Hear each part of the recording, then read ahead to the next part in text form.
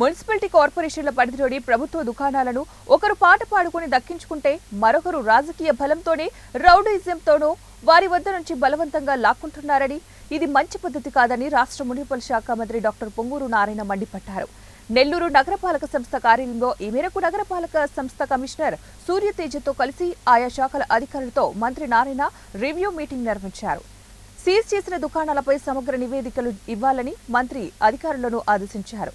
ఈ సందర్భంగా మంత్రి డాక్టర్ నారాయణ మాట్లాడుతూ, మున్సిపాలిటీ కార్పొరేషన్లలో బిల్డింగ్ నిర్మాణాలు చేపట్టి రెంట్లకు ఇవ్వడం అనేది సాధారణమన్నారు. దాని ద్వారా ప్రభుత్వానికి కొంతమేర ఆదాయం చేకూరుతుందని తెలిపారు. నెల్లూరు మున్సిపాలిటీలో 223 షాపులను రెంటుకు ఇచ్చినట్లు తెలిపారు. అయితే ఈ షాపులను ఒకరు దక్కించుకుంటే మరొకరు రాజకీయ బలంతోనే రౌడీజంతోనూ లాక్కుంటున్నారని మంత్రి నారాయణ మండిపడ్డారు. దానిపైన అధికారులు దాడులు నిర్వహించి 52 షాపులను క్లోజ్ చేసినట్లు తెలిపారు. వాళ్ళ షాప్స్ అన్ని క్లోజ్ చేశారు. నెల్లూరులో దాదాపు ఎన్ని క్లోజ్ చేశారు? 52 క్లోజ్ చేశారు.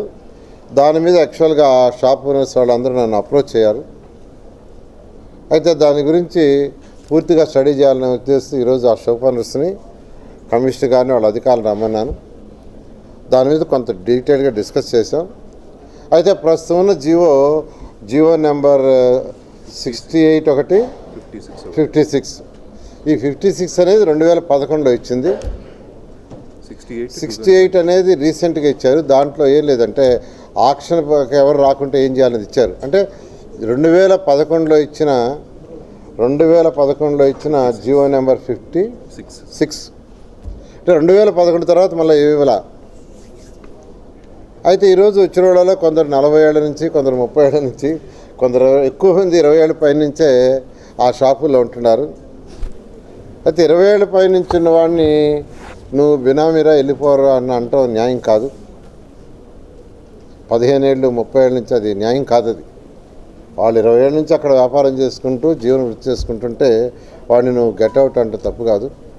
అయితే ఇప్పుడే మా ప్రిన్సిపల్ సెక్రటరీకి, సిడిఎం గారితో ఇద్దరితో యాక్చువల్గా కాన్ఫరెన్స్ పెట్టి మాట్లాడాను.